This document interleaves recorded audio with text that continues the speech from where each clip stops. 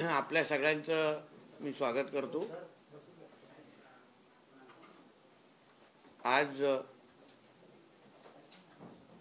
जे आपल्याला पत्रकार परिषदेला बोलवण्याचं कारण असं आहे की राज्याचे आदरणीय मुख्यमंत्री देवेंद्र फडणवीसजी यांच्या विजनच्या प्रमाणे पुढच्या 25-50 वर्षापर्यंत आपल्या महाराष्ट्राला एका प्रगतशील राज्याच्या दिशेने घेऊन जाण्यासाठी आर्टिफिशियल इंटेलिजन्सचा वापर हा प्रत्येकाने आपल्या डिपार्टमेंटमध्ये कसा करावा या दृष्टिकोनातून आम्ही पहिल्या दिवसापासून पाऊल टाकत आलेलो आहे। प्रत्येक डिपार्टमेंट आपल्या आपल्या पद्धतीने पावलं उचलत आहे आणि आज जी सकाळची आमची अतिशय एक पॉझिटिव्ह आणि सकारात्मक बैठक जी आजची झालेली आहे की AI संदर्भात आपल्या देशामध्ये आपल्या भारतात असलेला जो टॅलेंट आहे, जे यंग माइंड ज्याला आपण म्हणतो, तरुण आहेत तरुणी आहेत, त्यांच्याशी संवाद साधण्याची संधी, त्यांचे सजेशन्स ऐकण्याची संधी मला आज सकाळी आमचे योगेशजी आणि अन्य त्यांच्या सहकाऱ्यांच्या माध्यमातून मिळालेली आहे, जेणेकरून या AIचा वापर माझ्या फिशरीज आणि पोर्ट मिनिस्ट्रीमध्ये मी कसा करू शकेन, त्यासाठी ह्या सगळ्या तरुण आमच्या सहकाऱ्यांनी आम्हाला काही महत्त्वाचे सजेशन्स दिलेले आहेत, आमचे प्रॉब्लेम्स ऐकलेले आहेत आणि त्याच्यावर प्रॉब्लेम सॉल्विंगचा काय काय ॲक्टिव्हिटी होऊ शकते त्या संदर्भात आम्हाला थोडी माहिती दिलेली आहे। मी पुढे काही बोलण्या अगोदर योगेशजींना मी विनंती करेन की एकंदरीत याचा पूर्ण उद्दिष्ट काय होता ते आपल्याला सांगते। हां, कसे पहिलं मराठी थोडं मराठी ठीक आहे सुरू करून धन्यवाद। हां, असे माननीय पोर्ट्स आणि फिशरीज मंत्रालयामध्ये इथं माननीय श्री नितेशजी राणे यांनी आम्हाला इथं बोलवलं आणि ह्यांनी आमची प्रस्तावना ऐकली, ह्याच्यावर फार आम्ही कृतज्ञ आहोत।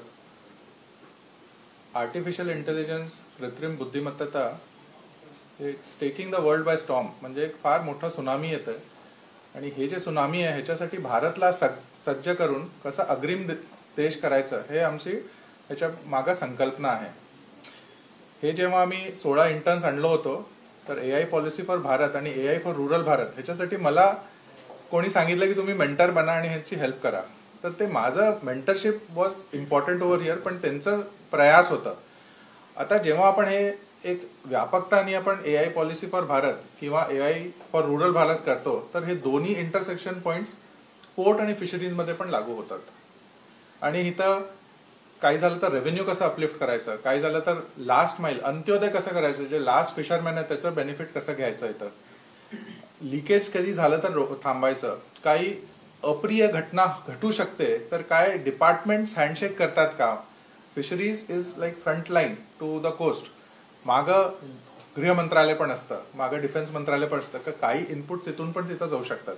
तो एक constant handshake between state departments, between this department and other department आणि all the way to the fisherman, ह्याच्यासाठी AI पॉलिसी किंवा डिजिटल किंवा गव्हर्नन्स, पारदर्शिता, ट्रान्सपरन्सी हे सगळं कसं कल्मिनेट करायचं ह्याच्या संदर्भात आमची आजची बैठक सफल झाली। बोला, आता बोला सर।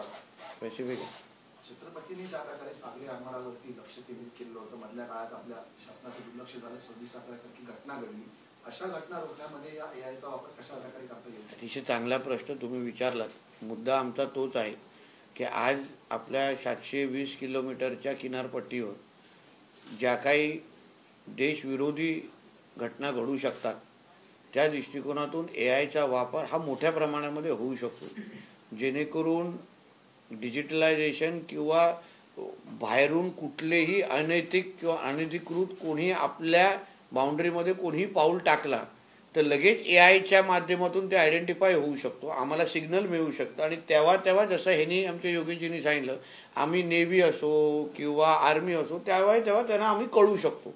ते जे काय तो जो काही क्षण असतो जेव्हा ते लोक आता उदाहरण 26/11च्या काळात पण जेव्हा ते लोकांनी आपल्या मुंबईच्या किनारपट्टीवर एंट्री केली तेव्हा अगर योग्य पद्धतीने अगर आपण अलर्ट झालो असतो तेव्हा अगर योग्य पद्धतीने आपल्याकडे माहिती आली असती तर पुढचा सगळा धोका टळला असता.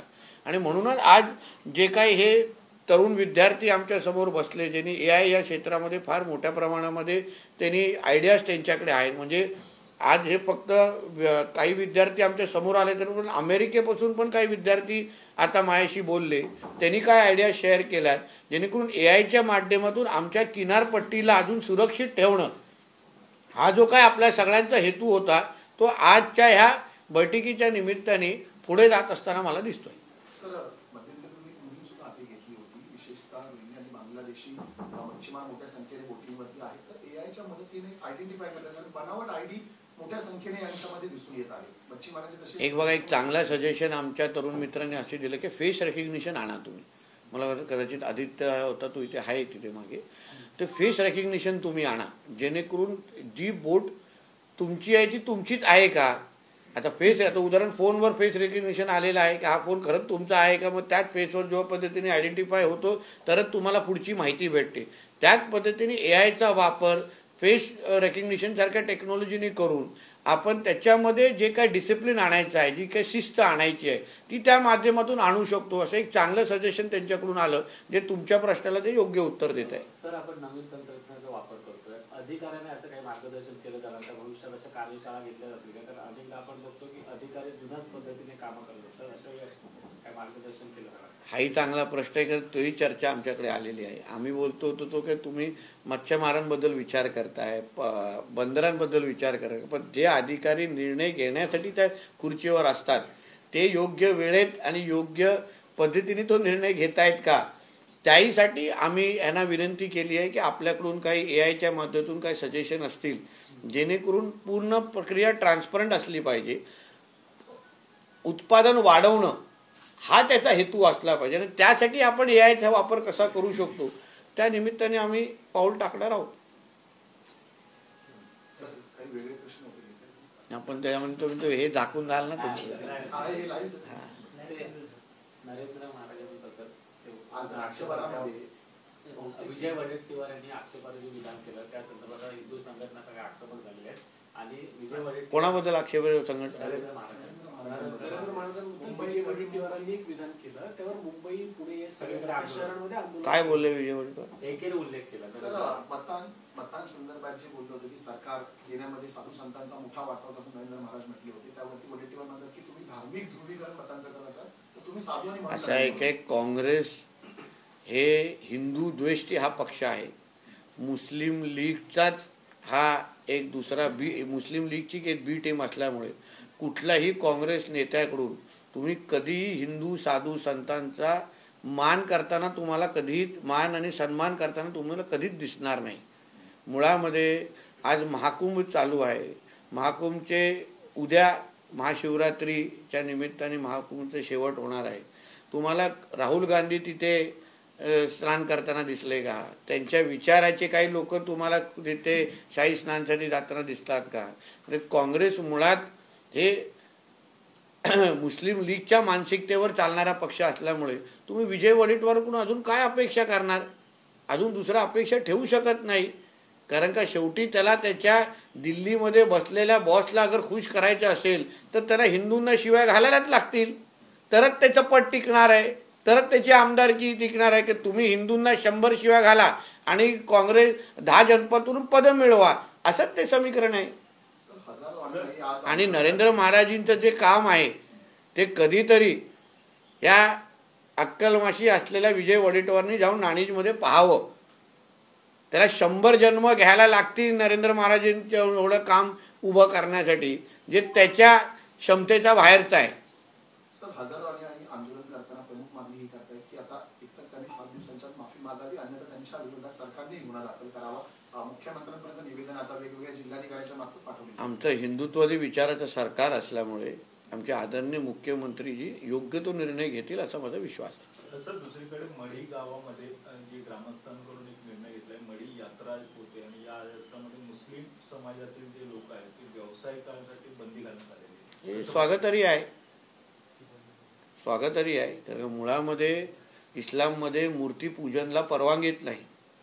ज्या पद्धतीने नवरात्रीमध्ये तुम्ही हे दांडिया खेळण्याच्या निमित्ताने आतमध्ये येतात, चुकीचे नावं देतात, हिंदू नावं देतात आणि आतमध्ये शिरतात आणि आमच्या माता भगिनींना टार्गेट करतात लव जिहादच्या नावाने.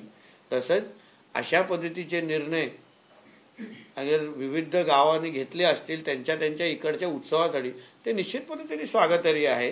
कारण का जे आपल्या मूर्ती देवी देवतांनाच मानत नाही, त्यांनी तिथे येऊन व्यवसाय का करावा, म्हणून तो निश्चित पद्धतीने स्वागतार्ह निर्णय, मी त्यांचं अभिनंदन करेन. दुसरीकडे सर, तुमच्या सिंधुदुर्ग पालकमंत्री आहात, तिकडे गारपीट झालेली पाहायला दोडामार्ग या भागामध्ये काल तिच्यामध्ये काही नुकसान मोठ्या प्रमाणामध्ये झालेलं आहे. मी सकाळीच आज संबंधित तहसीलदार आणि प्रांतशी सकाळीच 8 वाजता बोललेलो आहे. आज पूर्ण दिवस पंचनामा करण्याचं काम होणार आहे आणि जसाच पंचनामा जाईल माझ्याकडे माहिती येईल, मी संबंधित मंत्र्यांशी बोलून जास्तीत जास्त नुकसान भरपाई देण्याचं माझी तयारी आहे आणि माझा प्रयत्न असेल. कुंभमेळ्याच्या अनुषंगाने तुम्ही म्हणाल की काँग्रेसचे नेते गेले नाही, उद्धव ठाकरे काँग्रेसचे गेले नाही, महाविकास आघाडीचे गेले नाही. ज्यांना खऱ्या अर्थाने पाप धोळण्याची गरज आहे ते कोणच तिथे गेलेला नाही. आणि कदाचित तिथे उद्धव ठाकरे आणि महाविकास आघाडीचे काँग्रेसचे नेते गेले असतील तर ते पुरं पाणी पण अशुद्ध झालं असतं. म्हणून शेवटच्या 48 तासामध्ये जाऊ नये असाही सल्ला मी देतो. तर आज एकनाथ शिंदे सुद्धा कुंभमेळ्यात दिसून आले आहेत. तर शाहीस्तानमध्ये बघा, हिंदुत्वादी विचाराचे जे नेते मंडळी आहेत, जे हिंदू धर्माला मानतात, जे हिंदू राष्ट्रामध्ये राहून कुंभमेळ्यासारख्या महाकुंभसारख्या त्याला मान ठेवतात, ते प्रत्येक जण तुम्हाला तिथे दिसतील. सर, ज्या पद्धतीने काल नीलम गोरे यांनी जे वक्तव्य केलं, आज संजय राऊतांनी मात्र एकदम खालच्या भाषेमध्ये टीका जी आहे ती नीलम गोरे यांच्यावरती केली आहे. महिला आहे परंतु एकदम खालचे शब्द जे वापरले. बघा, संजय राऊत महिलांबद्दल त्यांचे काय विचार आहेत कधीतरी डॉक्टर स्वप्ना पाटकरला तुम्ही विचारा. आपण पूर्ण महाराष्ट्राने ऐकलेले आहेत. मुळामध्ये संजय राऊतला तो नीलम गोरेंचे स्टेटमेंट दुखणारच, कारण अगर उद्धव ठाकरे मर्सिडीज घेत असतील तर हे स्वतः मारुती मागतात, म्हणून त्यांना झोमणारच. मालकाला मर्सिडीज द्या आणि नोकराला मारुती कार द्या, ते त्याच शाळेचे विद्यार्थी असल्यामुळे त्यांना झोमणारच. सर, हेच राऊत म्हणतात की नीलम गोरे लक्षवेधी लावण्यासाठी पैसे घेतात. एक लक्षात घ्या, उद्धव ठाकरे आणि कुटुंबीय आजपर्यंत, आम्ही अनुभवापोटी तुम्हाला सांगतो, आमचे वडील 39 वर्ष शिवसेनेमध्ये होते. उद्धव ठाकरे आणि कुटुंबियांनी आजपर्यंत स्वतःच्या पैशांनी साधं जेवले पण नाही आहेत. हॉटेलचं बिल पण ते देत नाहीत. घरातल्या AC पण व्हिडिओकॉनचे लावलेले आहेत आणि म्हणूनच दूधना खासदारकी दिलेली होती. बाहेरगावची तिकीट असो किंवा तर म्हणू नये, पण अंतर्वस्त्राचे पण पैसे ते स्वतःने हाताने देत नाही. मी तुम्हाला दुकानाचं नाव देऊ शकतो.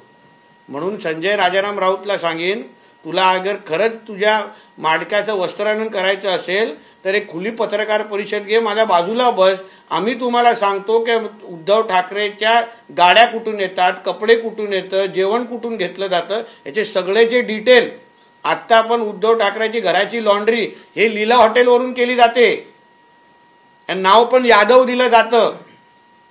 त्याची रिसिप्ट तुम्हाला दाखवू शकतो आम्ही.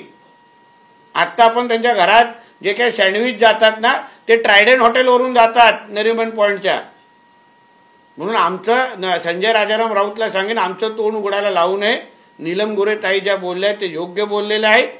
अजून तुझ्या मालकाचं वस्त्रहरण करायचं असेल तो बोलत राहा, आम्ही अजून माहिती देत राहा. चला ना बाबा, आता चांगले कारण होतं.